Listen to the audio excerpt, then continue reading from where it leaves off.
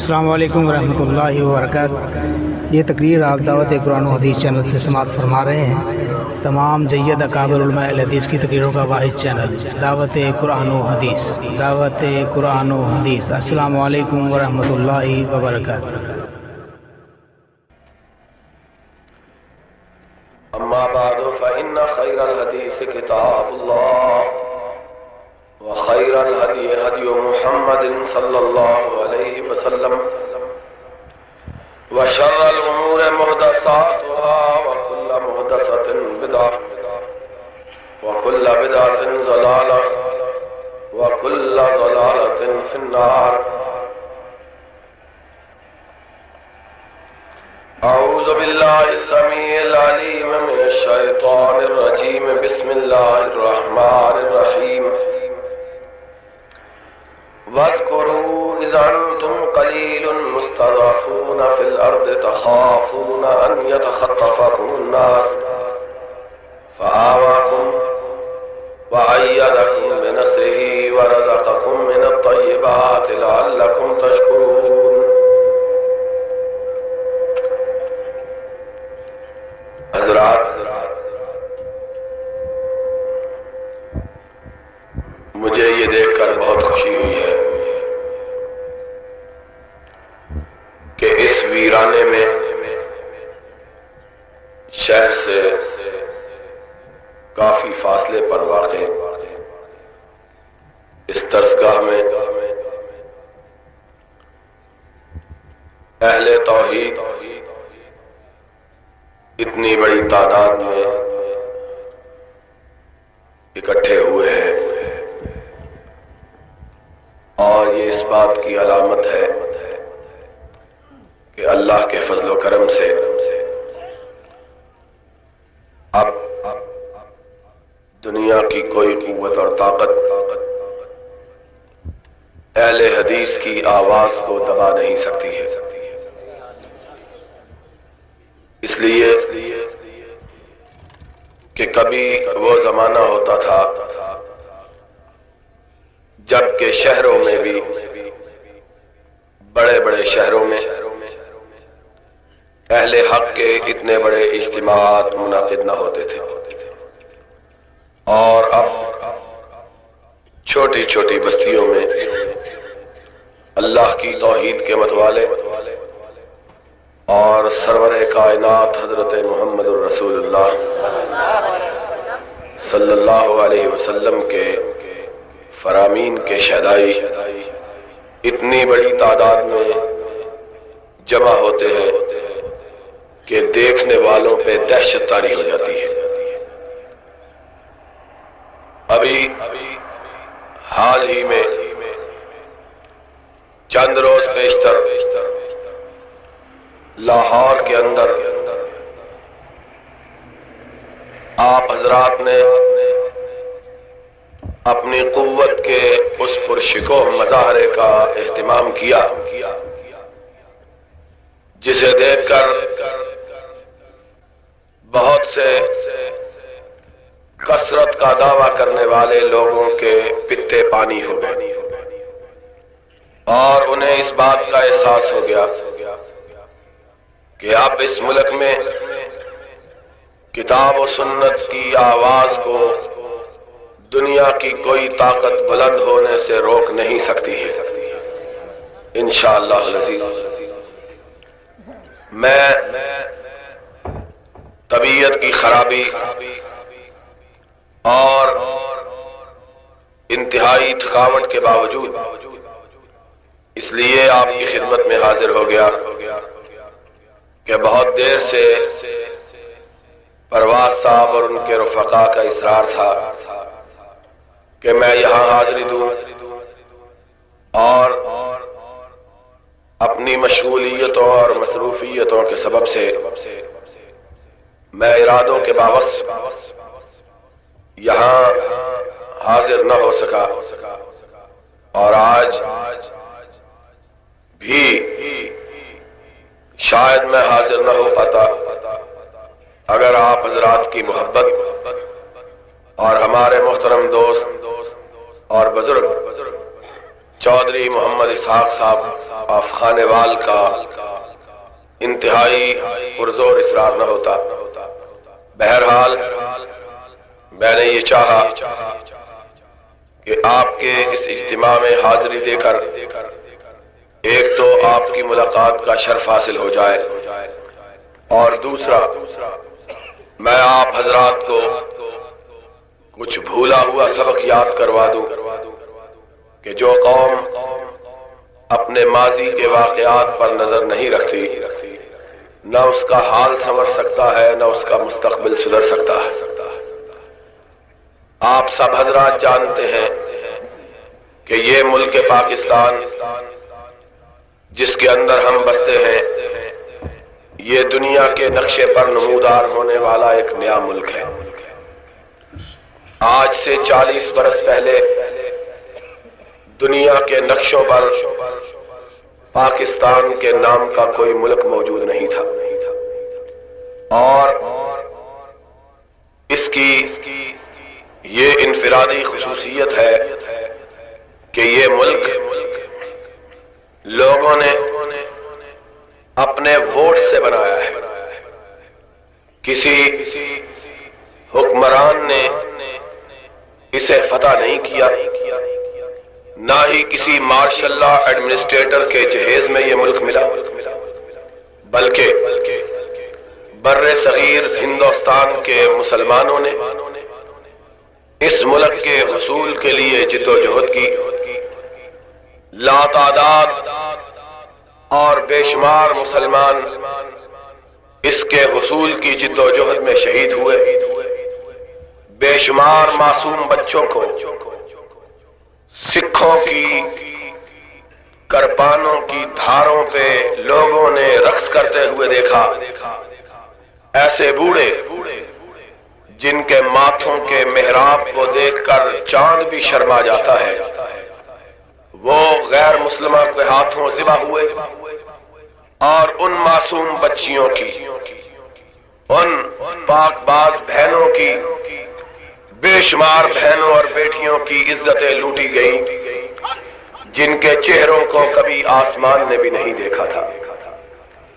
आप हजरात को, और खास तौर पर उन हजरात को जिन्होंने मशरकी पंजाब से पाकिस्तान के हिस्से में आने वाले मगरबी पंजाब की तरफ आग और खाक और खून के तूफान में सफर किया है, उन्हें ये बात याद होगी कि इस कदर कुर्बानियां देकर, इस कदर कुर्बानियां ही नहीं लाशों के अंबार लगाकर उन्होंने इस मुल्क को हासिल किया, जिसकी दुनिया की तारीख में कोई पहले मिसाल नहीं मिलती है। वो लोग जिन्होंने हिंदुस्तान के मुख्तलिफ इलाकों से हिजरत की है, वो जानते हैं कि उन्हें इस मुल्क की खातर कितनी कुर्बानियां देना पड़ी। मैं तारीख के एक तालिब इल्म होने की हैसियत से ये बात जानता हूं कि कोई एक खानदान भी ऐसा नहीं है जो मशरकी पंजाब से पाकिस्तान की तरफ मुंतकिल हुआ हो और उसके घर में से 2-4 अफराद की कुर्बानी और 2-4 अफराद की शहादत वाक़या ना हुई। कितने लोग हैं जिन्हें आज तक अपनी नौजवान बेटियों की चीखें याद आती हैं तो उनके दिनों का सुकून और उनकी रातों की नींद हराम हो जाती है। कितने लोग हैं जिन्हें आज भी वो मंजर याद है कि किस तरह पाकिस्तान के हुसूल के लिए उन्होंने अपने मासूम बच्चों को छोड़ा।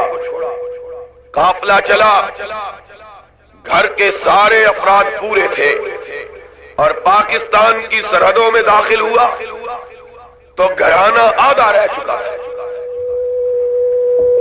फिर اس ملک کے حصول کے لیے ان لوگوں نے بھی قربانیاں دی جو یہ سمجھتے تھے کہ ان کا شہر، ان کی بستیاں کبھی بھی پاکستان کا حصہ نہیں بن سکتی، اس لیے کہ پاکستان کے حاصل کرنے کے لیے صرف پنجاب اور بنگال کے مسلمانوں نے قربانی نہیں دی تھی، بلکہ مدراس، بنارس، بہار، یو پی اور سی پی کے مسلمانوں نے بھی قربانیاں دی تھی، اس بات کو سمجھتے ہوئے کہ ان کے شہر اور ان کے علاقے کبھی پاکستان میں شامل نہیں ہو سکتے۔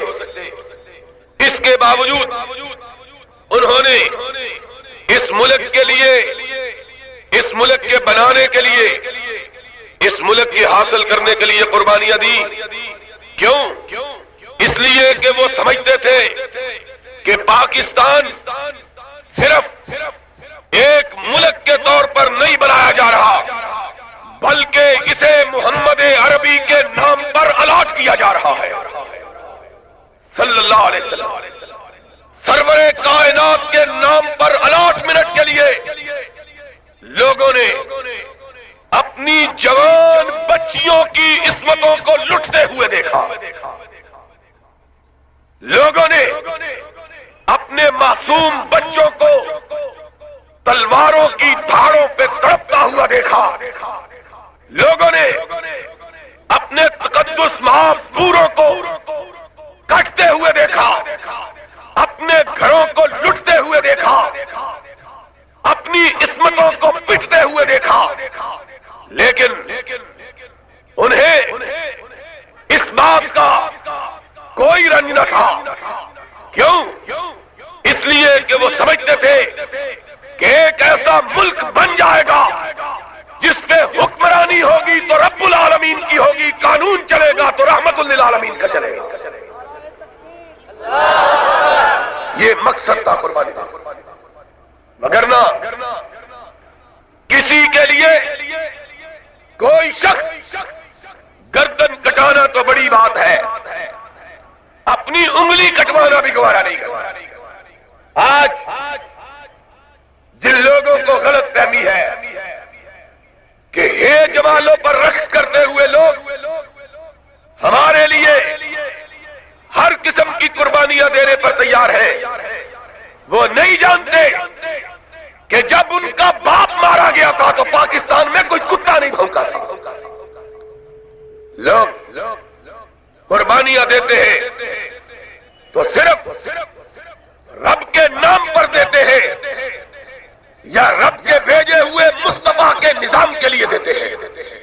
لوگوں نے قربانیاں دی، لوگ اپنے گھروں کو چھوڑنے پر آمادہ ہوئے، لوگ اپنی مسجدوں کو چھوڑ کر نکلے، اپنے مدرسوں کو چھوڑ کر نکلے، اپنے گھروں کو آگ میں گری ہوئی چتاؤں میں تبدیل ہوتا ہوا دیکھ کر نکلے، اپنے آباء و اجداد کی قبروں کو چھوڑ کر نکلے، اپنی جنم بھومیوں کو چھوڑ کر نکلے، صرف اس لیے کہ ہم ایک ایسے ملک میں چلے جائیں جہاں نہ ظلم ہوگا، نہ استبداد ہوگا، نہ جبر ہوگا، نہ آمریت ہوگی، بلکہ اگر ہوگا یا رب کا قرآن ہوگا یا محمد کا فرمان ہوگا۔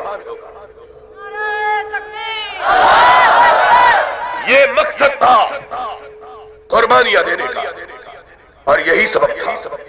اور آپ میں سے جو لوگ بڑے بوڑھے ہجرت کر کے آئے ہیں وہ ان حقیقتوں کو بہت اچھی طرح سمجھتے ہیں کہ لوگوں کے جذبے کا اور جذبات کا عالم کیا تھا۔ ہم نے تو اس دور کو نہیں دیکھا، لیکن پڑھا ضرور ہے۔ میں ایک دفعہ پنجاب یونیورسٹی کی لائبریری میں پاکستان کے بننے کے دنوں کے اخبارات کی ورق گردانی کر رہا تھا۔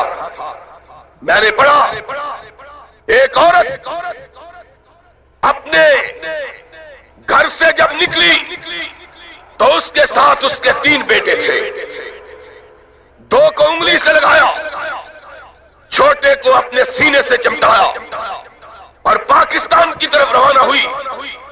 راستے میں قافلے پر حملہ ہوا. اس کے 2 چلنے پھرنے کے قابل بچے اس سے جدا ہوئے. سکھوں نے کرپانوں سے ان کی گردنوں کو کاٹ کر پھینک دیا اور آخر پاکستان کی سرحد کے قریب پھر حملہ ہوا اور ظالموں نے اس کے سینے سے چمٹے ہوئے بیٹے کو بھی نوچ لیا. اسے نیزے کی علی پر رکھا گیا.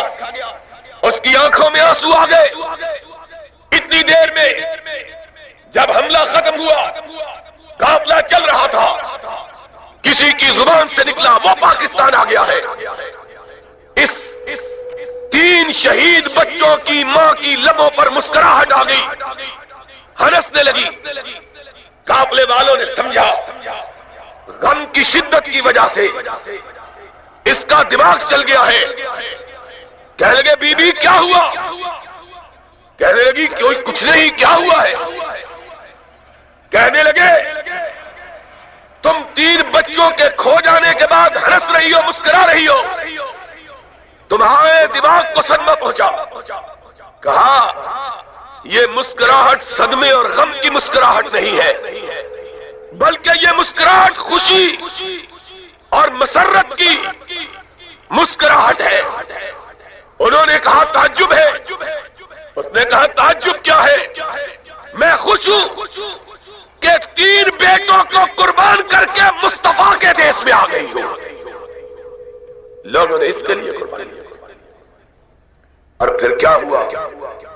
وہ ملک جسے اتنی قربانیوں سے، اتنی محنتوں سے، اتنے جذبوں سے بنایا تھا، اس ملک پہ ملک کے وجود میں آنے کے تھوڑے دنوں بعد ہی لٹیرے قابض ہو گئے. زاغوں کے تصرف میں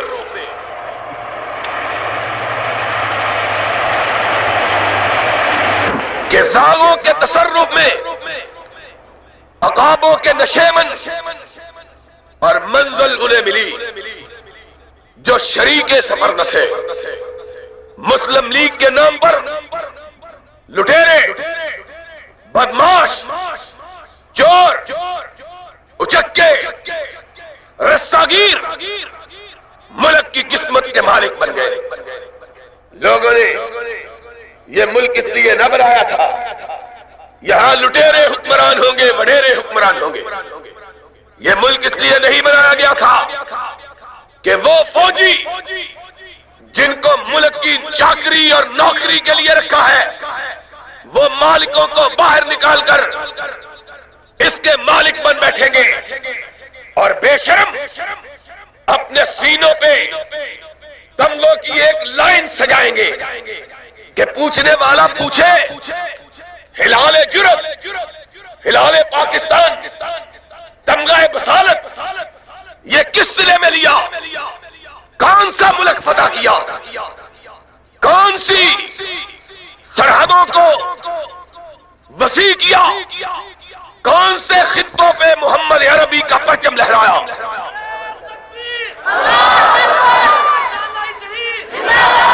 کوئی پوچھے کہ تم نے یہ تمغے جو اتنے سینوں پہ لگائے ہیں کیا حاصل کیا، کس کو پتا کیا؟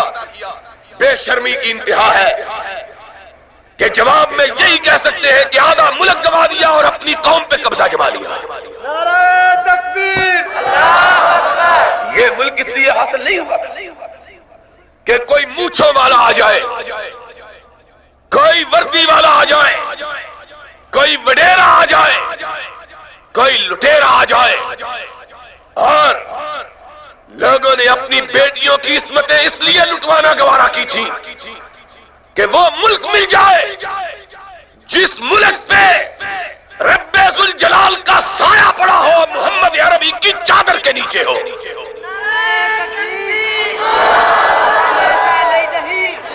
لوگوں نے یہ ملک اس لیے بنایا تھا، اس لیے نہیں بنایا تھا کہ پہلے ہندو اور سکھ بیٹیوں کو لوٹے اور پھر اس ملک کی قسمتوں کے مالک بننے والے لوٹے. اس ملک میں آج تک ایسے لوگ حکمران ہوتے رہے کہ قوم کی بہو بیٹیاں بازاروں سے گم ہوئی اور ان کے محلات سے جا کے دستیاب ہوئی. یہ ملک اس لیے بنایا گیا تھا کہ وہ لوگ گورنر بنے، وزیر بنے،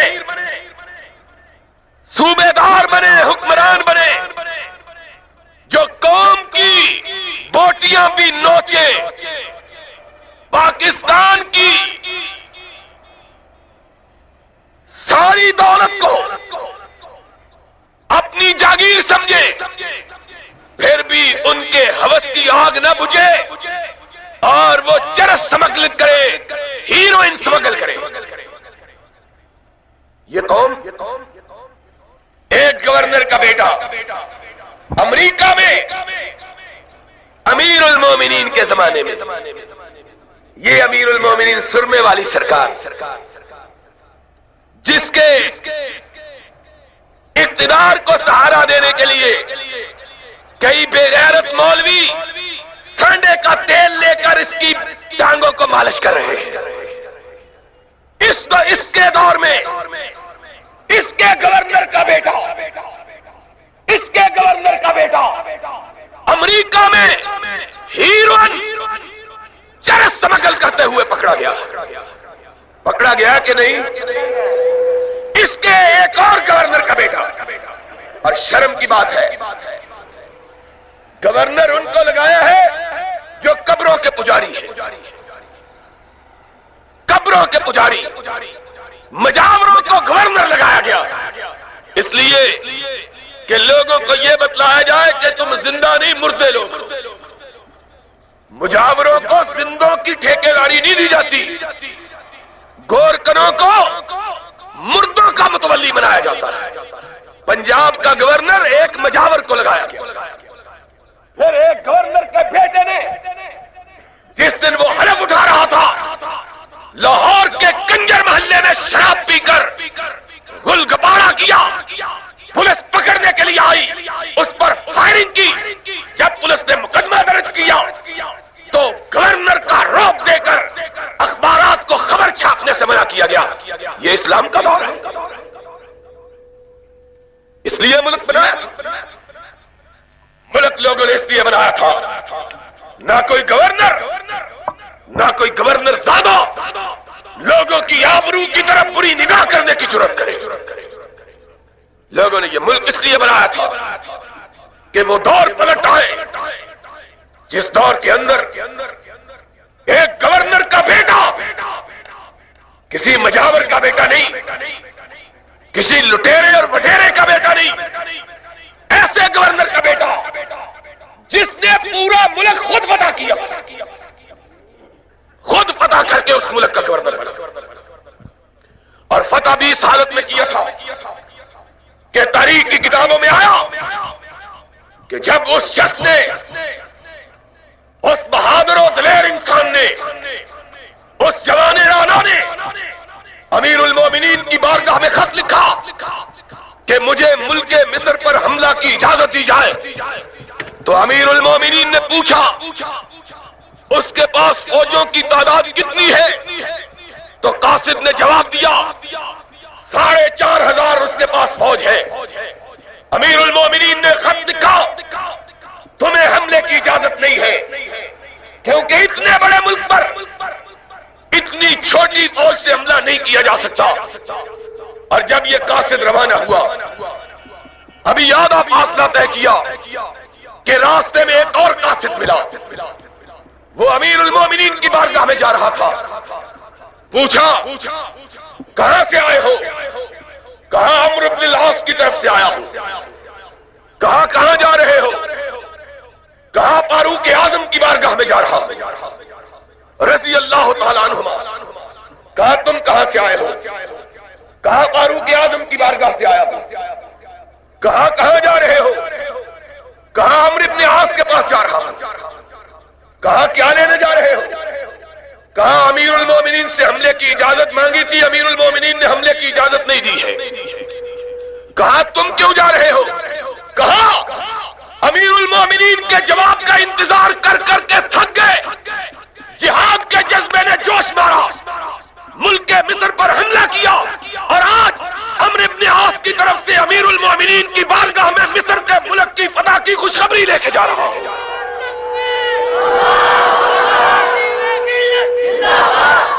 وہ لوگ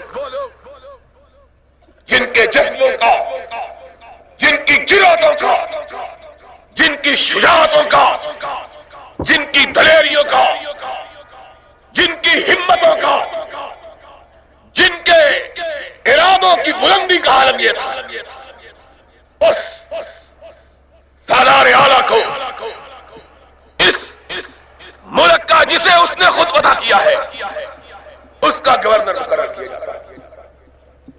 پھر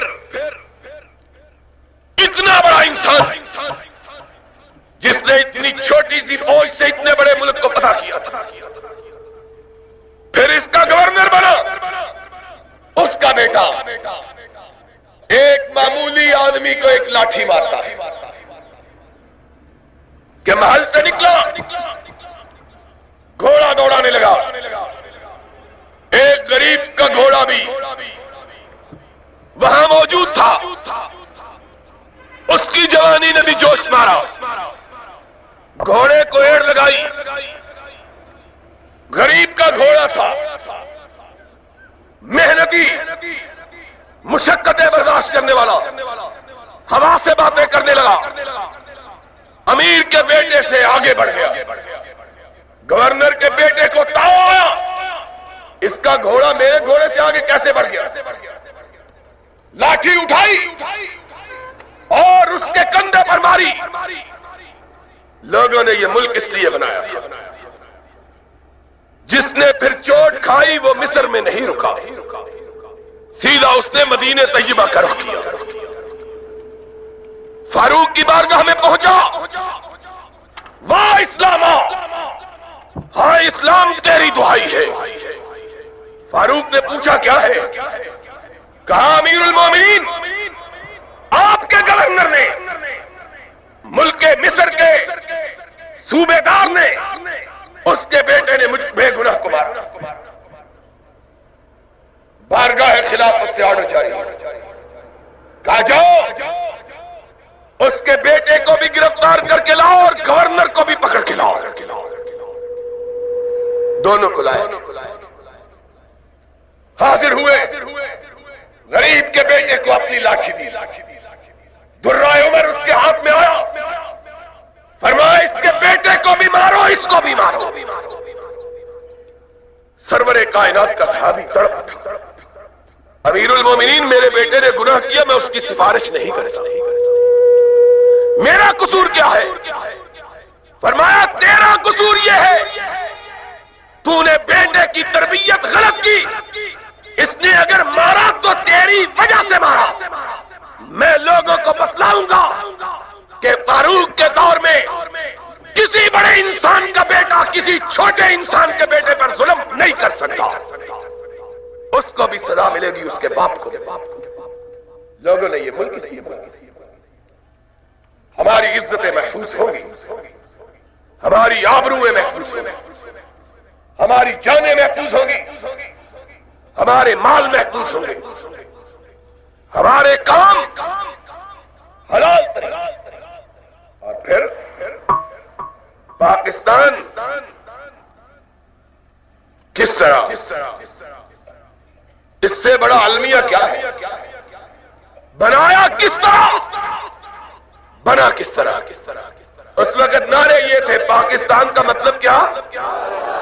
اونچی بولو، پاکستان کا مطلب کیا؟ نعرے یہی نعرے تھے کہ نہیں؟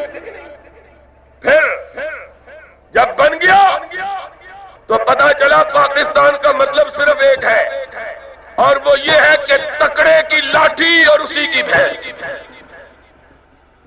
کوئی اور تسلسل کے ساتھ 39 برس تک قوم کا خون چوسا گیا، قوم کی آبرو، اور پھر سن 77 کی تحریک چلی، لوگوں نے کروٹ لی، لوگوں کو اپنا ماضی یاد آیا، لوگوں کو اپنی قربانیاں یاد آئی، لوگوں نے اس بات کو یاد کیا کہ ہم نے ملک کیوں بنایا. پھر رات کے اندھیرے میں لوگوں کی قربانیوں پر دوبارہ شب خون پڑا, دوبارہ ڈاکہ پڑا. ایک مونچھوں والا مونچھوں کو تاؤ دے کے آیا. اس نے کہا, اے میری قوم کے لوگوں, میں تمہاری قربانیوں کے بل بوتے پر اقتدار میں آیا ہوں. مجھے پتا ہے تم نے قربانیاں اسلام کے لیے دی ہے.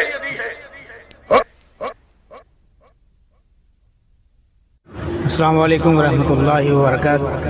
یہ تقریر آپ دعوت قرآن و حدیث چینل سے سماعت فرما رہے ہیں. تمام جید اکابر علماء اہل حدیث کی تقریروں کا واحد چینل دعوت قرآن و حدیث. دعوت قرآن و حدیث. السلام علیکم ورحمۃ اللہ وبرکاتہ. لوگوں کا حساب بھی لوں گا اور اسلام بھی نافذ کروں گا. اور 77 کو یہی کہا گیا تھا کہ نہیں؟ بھابھیو بولو, یہی کہا گیا تھا. احتساب ہوگا اور اسلام نافذ ہوگا. قوم نے شکرانے کے نفل ادا کیے.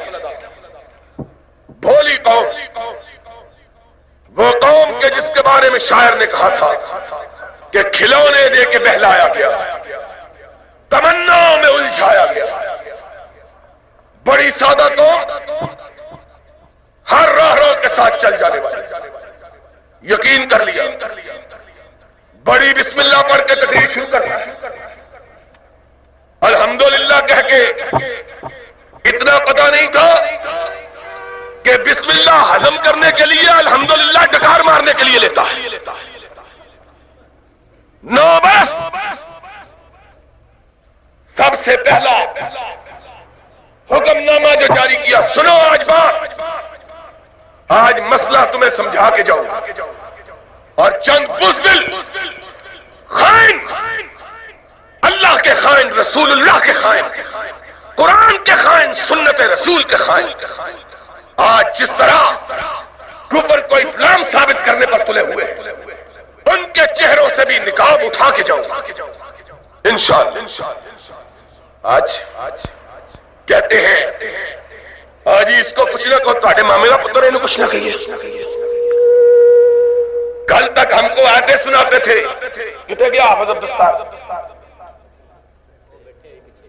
ہے قرآن کی آیت پہ حکمرانوں کے خلاف, من لم یحکم بما انزل اللہ فاولئک هم الفاسقون فاولئک هم الظالمون فاولئک هم.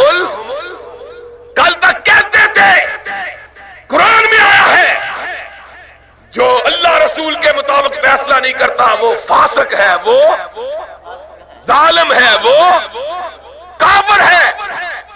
اور آج کہتے ہیں ٹھیک ہے کافر یہ, پر انہوں کچھ نہ کہو. یہ بھی کسی قرآن میں بتلاؤ, یہ کس قرآن میں لکھا ہوا, کس قرآن میں لکھا, وہ بھی بتلاؤ. سنو, 77 کی تحریک کے نتیجے میں یہ شخص آیا, اس نے کہا اسلام, قرآن, نبی کا فرمان, پہلوں کا حساب. سب سے پہلا آرڈر جاری کیا, سب سے پہلا آرڈر جاری کیا, اخباروں میں چھپا. اور میں آج آپ کو شاید بعضوں کو معلوم ہو اور اکثر کو یہ بات معلوم نہ ہو, میں نے اپنی زندگی کی پہلی گرفتاری یہ میاں چنو سے دی. یہ بھی اللہ کے فضل و کرم سے پنجاب کا کوفہ ہے. سب سے پہلی مرتبہ میں زندگی میں گرفتار میاں چنو شریف سے ہوا. جاؤ, یہاں کے وزیر بھی ہیں, سفیر بھی ہیں, اور اس کے وزن پہ کچھ اور بھی ہے. ماں نے ہمت دی ہے, غلط ثابت کر کے مجھ پہ مقدمہ چلاؤ.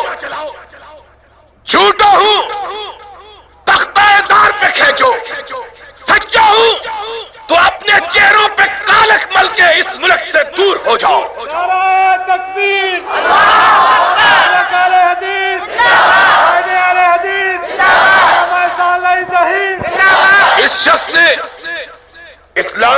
بنانے کے سب سے پہلا آرڈر جو جاری کیا، سنو، میرے لیے سی آئی ڈی لاہور سے آئی ہے، یہاں کی بھی موجود ہے، لکھیں میری بات، لکھو، غلط ثابت کر دو، کعبے کی رب کی قسم ہے قیامت تک محمد کے ممبر پہ قدم نہیں رکھوں گا۔ ہم سے ناراض، اپنے بھی ناراض، بیگانے بھی ناخوش کہ میں زہر ہلاہل کو کبھی کہہ نہ سکا کن۔ عورتوں میں بیٹھ کے تعویذ کرنا اور بات ہے، حکمرانوں کی آنکھوں میں آنکھیں ڈال کر ان کو للکارنا اور بات ہے۔ لوگوں کو مسئلے سناتے ہو، کہتے ہو محمد الرسول اللہ صلی اللہ علیہ وسلم نے فرمایا ہے، حدیث ہے، افضل الجہاد کلمۃ حق عند سلطان جائر، سب سے اعلیٰ جہاد یہ ہے کہ جابر سلطانوں کے سامنے کلمہ حق کہا جائے۔ لوگوں کو یہ سبق پڑھاتے ہو اور خود تعویذ گھول کے پلاتے ہو کہ حکمران جی پی لو، شاید تمہاری ٹوٹی ہوئی ٹانگیں جڑ جائیں۔ اب یہ جڑ سکتی، سب سے پہلا آرڈر جو جاری کیا اس امیر المومنین نے وہ یہ تھا کہ آج کے بعد پاکستان میں سچ بولنے پر پابندی ہے، سچ چھاپنے پر پابندی ہے، اخباروں میں چھپا، کوئی شخص کسی کے خلاف سچ بھی نہیں بول سکتا، سچ لکھ نہیں سکتا۔ اور آج تو بڑے بگوڑے بھی آ کے بہادر بن گئے، آج وہ یتیم بچی بھی آ کے کہتی ہے میں نے بڑا کام کیا۔ وہ ہم تھے جنہوں نے اس وقت للکارا تھا، کہا سنو، تم نے سچ پر پابندی عائد کر کے اپنے آپ کو بے نقاب کر دیا کہ تم اسلام نہیں لانا چاہتے، دین محمد نہیں لانا چاہتے، کسی اور کا دین لانا چاہتے ہو۔ نعرہ تکبیر، علامہ صالح ظہیر، کیوں؟ اب ابھی آج ایک مسئلہ سن جاؤ، یاد رکھنا اس مسئلے کو۔ میں نے اس وقت شیراوالا گیٹ میں تقریر کرتے ہوئے کہا تھا، تم نے آج اپنے آپ کو بے نقاب کر دیا۔ کیوں؟ اس لیے کہ سرور کائنات کے دین کے اندر سچ کو اتنی اہمیت ہے۔ سنا مسئلہ، تم نے ہمیشہ یہ سنا ہے کہ نبی پاک صلی اللہ علیہ وسلم نے نبوت کے پانے کے بعد سب سے پہلا جو اعلان کیا وہ توحید کا تھا، یہی سنا ہے نا؟ نہیں، سب سے پہلے، توحید سے بھی پہلے نبی نے جس چیز کو منوایا وہ سچائی تھی، راست بازی تھی، پاک بازی تھی۔ محمد الرسول اللہ صلی اللہ علیہ وسلم نے توحید کا اعلان بعد میں کیا۔ کیوں اب جی پہلے کیا کہا تھا؟ ماذا تقولون فی هل وجدتمونی صادقا ام کاذبا؟ اور میری قوم کے لوگوں، توحید کے اعلان سے پہلے کہا بتلاؤ میرے بارے میں تم کیا کہتے ہو؟ کبھی زندگی میں مجھے جھوٹ بولتے ہوئے بھی دیکھا ہے؟ قوم نے مل کر کہا تھا ما جربناک الا صدقا، ہم نے ان گلاب کی پنکھڑیوں سے زیادہ خوبصورت اور نازک ہونٹوں سے سوائے سچ کے کسی چیز کو نکلتے ہوئے نہیں دیکھا۔ وہ چیز جس کو رحمت عالم نے توحید سے بھی پہلے منوایا، اس پر پہلی پابندی آئی۔ اور پھر اللہ دے تو بندہ لے۔ پھر کیا ہوا؟ پھر ایک بندے کا حساب نہیں، کسی ایک حکمران کا احتساب، کسی ایک کا بتلاؤ۔ کیوں کہ خود لوٹ میں شامل ہے۔ گھر کا ہوا ہے، کیا ہوا ہے اس کا؟ کیا لیا ہے اس سے؟ پوچھا گیا ہے جس نے گھر کو حکمران بنایا تھا وہ دندناتے پھر رہے ہیں، حساب لیا ہے۔ گھر بھی اندر سے ملا ہوا ہے حکمران کے ساتھ۔ وزارت دی ہے اس کے بھائی ان پڑھ کو جو انگوٹھا لگانا نہیں جانتا، اور وزیر اعظم جنیجو نے اس کے گھر گھر گرمی میں جا کر 2 راتیں بسر کی، حساب کس کا ہوا؟ سنو، بگایا بھی اس کو خود ہے، خود بگایا ہے۔ اگر خود نہیں بگایا تو مجھے بتلاؤ، جو ہوائی جہاز میں بیٹھ کے گیا ہے گھر، کشتی میں بیٹھ کے نہیں گیا، ٹرک میں بیٹھ کے نہیں گیا، جو شخص فوجی جرنیل ہو کر اپنے ملک کی حفاظت نہیں کر سکتا، اپنی سرحدوں کی حفاظت نہیں کر سکتا، اس کو پاکستانی فوج کا جرنیل لینے کا حق کہاں سے حاصل ہوا ہے؟ کس نے بگایا؟ تم نے بگایا؟ میں نے بگایا؟ خود بگایا اس نے، کوئی حساب نہیں دیا، کیوں؟ خود لٹے رہے۔ اور پھر اس لوٹ کا تذکرہ قومی اسمبلی کے ایوان میں ہوا، جنرل فضل حق، اس کے بارے میں اس کی بنائی ہوئی اسمبلی میں کہا گیا کہ اس نے اربوں ڈالر کی ہیروئن چیس امریکہ بھیجی ہے، برطانیہ بھیجی، جنرل جیلانی۔ اور آج کوئی ایک ہو تو بات کہوں کہ تن ہما داغ داغ شد، پمبا کجا کجا، حساب نہیں ہوا اسلام کا کیا ہوا۔ سن 76 میں تمہاری تحریک کے سلے میں، تمہاری لوگوں کی تحریک کی وجہ سے، لوگوں کے مطالبے کی وجہ سے، بھٹو جیسا فاجر و فاسق اس بات پہ مجبور ہوا، کس بات پہ؟ کہ شراب پر پابندی آئے، اس بات پہ مجبور ہوا کہ جوئے پر پابندی آئے، ہم نے مجبور کیا۔ پاکستان میں اعلان ہوا شراب بند ہے، جوا بند ہے، ریس کورس بند ہے، گھڑ دوڑ بند ہے۔ اس کے دور میں کیا ہوا؟ وہ شراب جسے بھٹو نے بند کیا تھا قوم کے مطالبے پر، وہ جوا جو سن 76 میں قوم کے مطالبے پر بند ہوا تھا، اس امیر المومنین اپنے دور میں جوئے پر سے پابندی، شرعی عدالت میں گئے جو خود بنائی، ایک مولوی کا زمین خریدا، پیسے دیے، اس نے شرعی عدالت میں بیان دیا کہ گھڑ دوڑ پر جوا جائز ہے، کیونکہ معاذ اللہ رسول اللہ بھی جوا کھیلا کرتے تھے۔ پاکستان کے اخباروں میں یہ خبر چھپی، ایک مولوی ولیعت سے درامد کیا گیا، فتویٰ دینے کے لیے حکومت سے درامد کیا، 2 سال تک اس کو تنخواہ دیتے رہے۔ اس نے شرعی عدالت میں کیس لڑا، لیکن سلام ہے شرعی عدالت کے ججوں، میں انہیں خراج تحسین پیش کرتا ہوں۔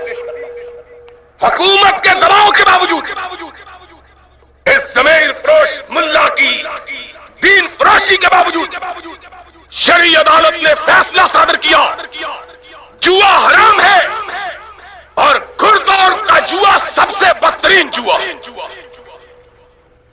یہ امیر المومنین کی اپنی ہوئی عدالت، جب عدالت کا فیصلہ بھی خلاف کیا، اور بولو پیر صاحب کی گھوڑی لاکھ روپیہ جوئے میں جیتی،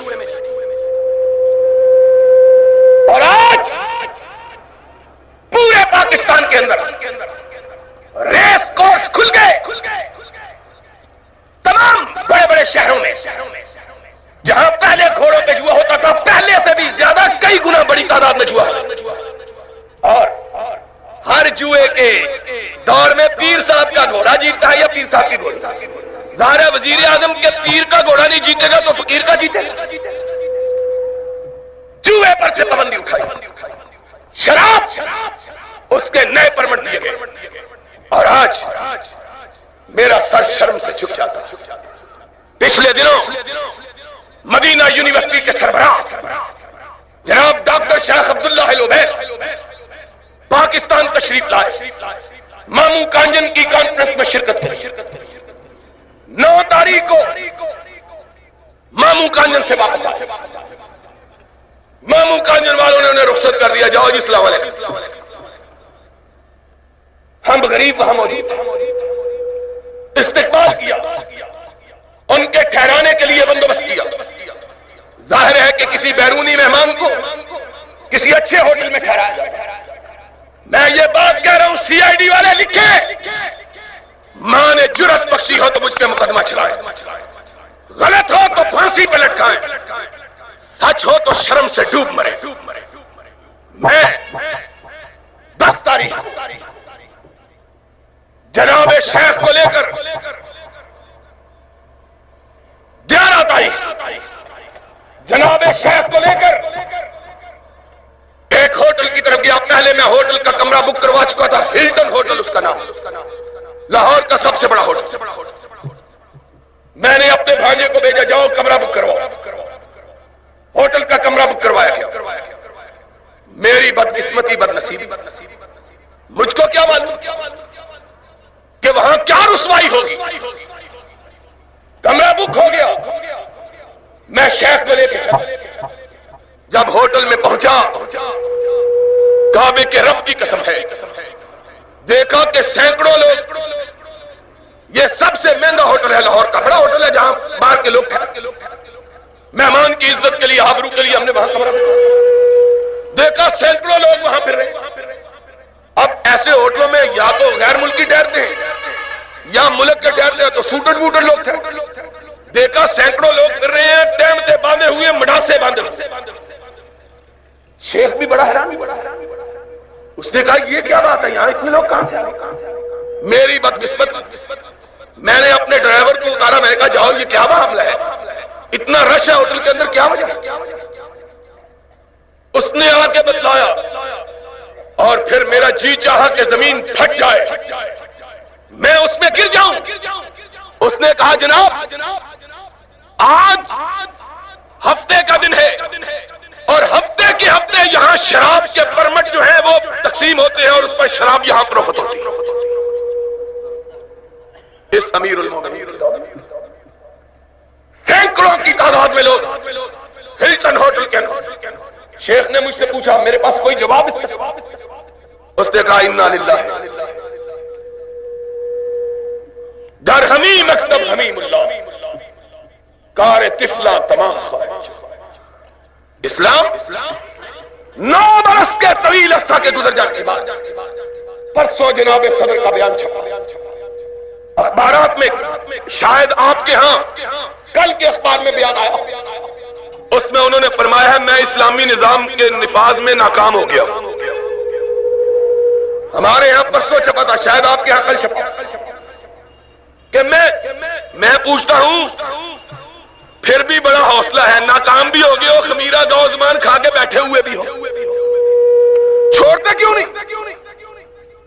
اور کوئی شخص 9 سال کے طویل عرصے میں صدر صاحب کو اسلام نافذ کرنے سے روکنے والا موجود، کوئی سیاسی جماعت بھی نہیں، کوئی جلسہ نہیں تھا، جلوس۔ اور پھر سیدھی بات کہ اس ملک کے اندر گئے گزرے لوگ بھی یہ چاہتے ہیں کہ ان کی اولادیں شرافت کی زندگی بسر، اور پھر ہم کو ڈرایا جاتا ہے، کہا جاتا ہے یہ جائے گا، یہ آ جائے گا، سوشلزم آ جائے گا۔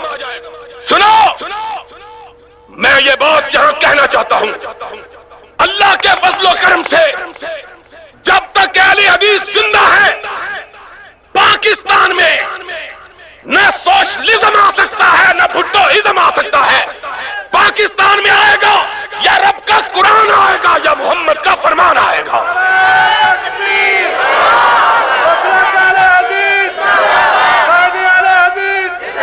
انشاءاللہ ہم جانے والے چوروں کی بھی مخالفت کریں گے، آنے والے چوروں کی بھی، اور بولو جانے والے چوروں کی بھی مخالفت کریں گے اور آنے والے چوروں کی بھی۔ ہم کو کہتے ظلم گورنمنٹ نے، اس کے منصوبہ بندی کے وزیر نے، منصوبہ بندی کا وزیر اس وزیر کو کہتے ہیں جو ساری حکومت کا پروگرام بناتا ہے، جس طرح تمہارے ہاں دیہاتوں میں کہتے ہیں یہ پانی بندی والا کیا ہے، بارہ بندی کرتے ہو نا پانی کے لگانے کے لیے، اس طرح گورنمنٹ اپنے منصوبوں کے چلانے کے لیے ایک وزارت بناتی ہے جس کا نام منصوبہ بندی کی وزارت ہوتی ہے۔ اس کے وزیر نے بیان دیا ہے کہ آج کے اس دور میں 20 ارب روپیہ سالانہ بڑے بڑے افسروں اور حکمرانوں کی رشوت میں اٹھایا جاتا ہے۔ یہ اسلام محمد الرسول اللہ صلی اللہ علیہ وسلم کا اسلام وہ تھا جس میں کہا گیا الراشی والمرتشی کلاہما فی النار، لینے والا بھی جہنمی اور دینے والا بھی یہ جہنمی اسلام میں کہاں سے آ گیا؟ لوگوں آج اہل حدیثوں پر سب سے زیادہ ذمہ داری آ گئی۔ کس بات کے لیے؟ اس بات کے لیے کہ ہم نے اس ملک کو ان بنیادوں پر قائم کروانا ہے۔ سارے کو انشاءاللہ ہم نے اس ملک کو ان بنیادوں پر قائم کروانا ہے انشاءاللہ جن بنیادوں پر اس ملک کو بنایا گیا تھا۔ جن بنیادوں پر اس ملک کو بنیاد کیا تھی؟ پاکستان کا مطلب کیا؟ یہ بنیاد ہم نے انشاءاللہ اس ملک کو اس بنیاد سے ہٹنے دینا، اور صرف وہی قوم اس کام کے لیے مؤثر طور پر اپنا فریضہ ادا کر سکتی ہے جو منظم، جس کے اندر تنظیم، بغیر تنظیم کے، بغیر جماعت بندی کے کوئی قوم اپنے مطالبات کو منوا۔ کوئی کہتا ہے ہم نے حنفی فقہ رائج کرنا، کوئی کہتا ہے ہم نے فقہ جعفری نافذ کرنا، کوئی کہتا ہے ہم نے کچھ بھی نہیں نافذ کرنا، ہم نے اپنے باپ کو نافذ کرنا ہے، کوئی کہتا ہے نہیں ہم نے ماشاء اللہ کو نافذ کرنا، کوئی پیر پگاڑوں کا مرید کہتا ہے ہم نے گھوڑوں کو قانون نافذ کرنا ہے۔ سنو، ایسے دور میں اہل حدیثوں کا نعرہ کیا ہے؟ اہل حدیث کی ایک آواز، اہل حدیث کی، سارے اونچی کہو، اہل حدیث کی قرآن و سنت کا نفاذ، اہل حدیث کی ایک آواز، اور اونچی بولو، اہل حدیث کی ایک آواز، قرآن اور سنت کا نہ غیر اسلام کو نافذ ہونے دینا، نہ کسی کی فقہ کو نافذ ہونے دینا، نہ کسی کے قول کو نافذ ہونے دینا، نافذ کرنا ہے رب کے قرآن کو کرنا ہے، محمد کے فرمان کو کرنا ہے انشاءاللہ۔ وہ کرنا ہے کہ نہیں؟ جو کہتا ہے کرنا ہاتھ اٹھا کے انشاءاللہ قرآن کو نافذ کرنا ہے، محمد کے فرمان کو نافذ، اس کے لیے ضرورت ہے جتھا بندی، گروہ بندی کی، اس لیے کہ منتشر لوگ کسی طوفان کے آگے بند باندھنے کی ہمت، قوت، اتحاد، اتفاق، جمعیت، شیرازہ بندی، یہی قوموں کی تقدیر کو تبدیل کیا۔ اور اہل حدیثوں تمہیں ایک بات بتلا، اس دور میں جو تم پر ظلم ہوا ہے وہ کسی اور گروہ پر نہیں۔ کیا ہم نے کبھی فرقہ بندی کی بات نہیں کی، لیکن کیوں گردش مدام سے گھبرا نہ جائے دل، انسان ہوں پیالہ و ساغر نہیں ہوں میں۔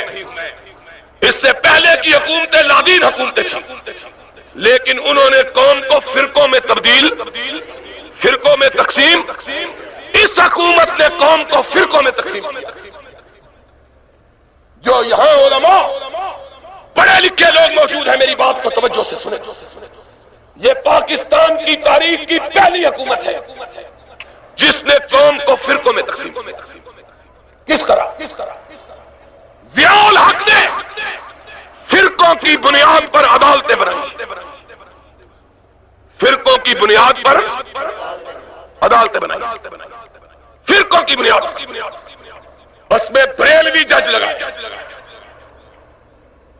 پیر کرم شاہ بریلویوں کروائے، جسٹس شجاعت علی قادری، اور شجاعت علی قادری صاحب یہ وہ بزرگ ہیں جنہوں نے فتویٰ دیا تھا جب امام کعبہ اور امام مدینہ یہاں آئے تھے کہ جس نے امام کعبہ کے پیچھے نماز ادا کی اس کا نکاح بھی ٹوٹ گیا. جس نے مدینے والے امام کے پیچھے نماز ادا کی اس کی نماز بھی ادا نہیں ہوئی. یہ فتویٰ دیا اس جسٹس شجاعت علی قادری کو اس حکومت نے جج مقرر. اور ریکارڈ کی درستگی کے لیے بتلاتا ہوں اہل حدیثوں، تم زندوں کو نہیں مانتے. پورے پاکستان کے اندر کسی مولوی کو، کسی 30 مار خان کا کو، کسی رستم زمان کو یہ جرأت نہیں ہوئی کہ جب شجاعت علی قادری کا تقرر ہوا ہے اس پر حکومت کو ٹوکے، اس پر آواز بلند کرے. کسی کو جرأت نہیں. کیوں؟ اس لیے کہ قانون ہے پاکستان کا. ایک دفعہ جس کو جج کہہ دیا جائے اس کے خلاف بات سے توہین عدالت ہو جاتی.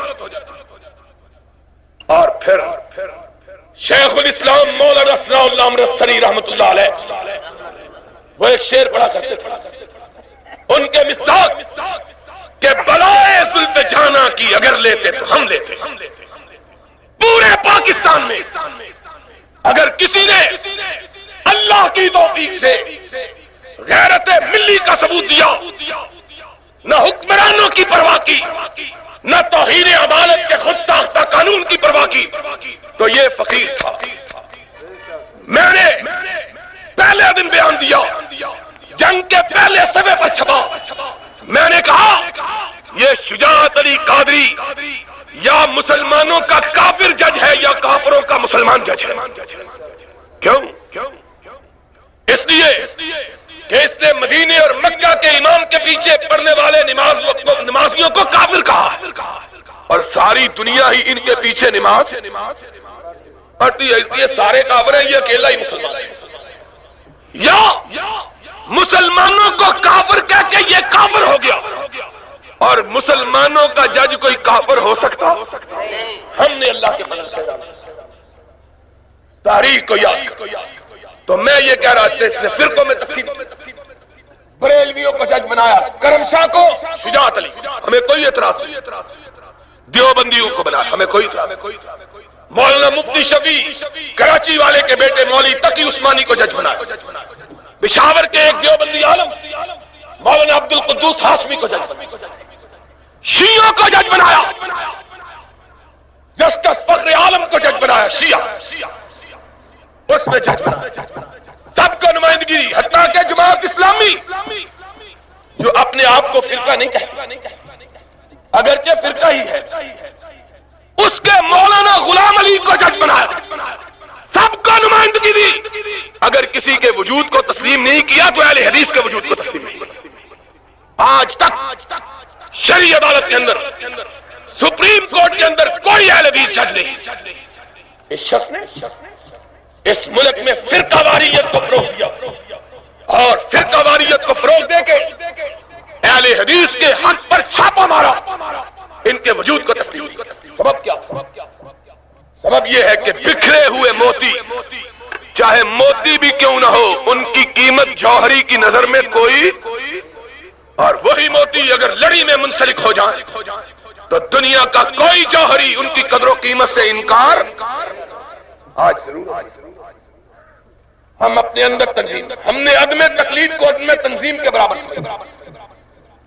ہمارا فرض ہے ہم متحد ہوں، متفق ہوں، اور اس ملک میں اپنی ذات کے لیے نہیں، رب کے لیے، رب کے رسول کے لیے اس بات کا مظاہرہ کریں کہ اب اس ملک کی تقدیر سے کوئی نہیں کھیل سکتا، نہ جانے والے نہ آنے والے. اب اس ملک میں چلے گی تو ایک ہی چیز چلے گی، وہ اللہ کی اتاری ہوئی شریعت ہو. اب اس ملک میں آئے گا صرف ایک نظام آئے گا، وہ نظام ہوگا جو 1400 برس پہلے محمد الرسول اللہ نے کیا. اس کے لیے جوانوں اہل حدیث یوتھ فورس میں شامل ہو، بزرگوں بھائیوں اہل حدیث جمعیت میں شامل ہو، اور اس بات کے لیے اپنے آپ کو تیار کرو کہ ہم نے انشاءاللہ منظم ہو کر اس ملک میں یہ ثابت کرنا ہے کہ اب دنیا کی کوئی طاقت نہ ہمارے حقوق کو چھین سکتی ہے، نہ محمد کے قانون کو ٹال سکتی ہے انشاءاللہ. جب تک ہم موجود ہیں، اور سارے کہو جب تک ہم موجود ہیں کتاب و سنت کے لیے لڑیں گے. جب تک ہم موجود ہیں کتاب و سنت کے لیے لڑیں گے، کتاب و سنت کے لیے قربانیاں دیں گے. جب تک کتاب و سنت کا قانون نافذ نہیں ہوتا چین سے بیٹھیں گے نہیں. انشاءاللہ اس ملک میں کتاب و سنت کا نظام آئے گا. سارے کہو کتاب و سنت کا نظام آئے گا.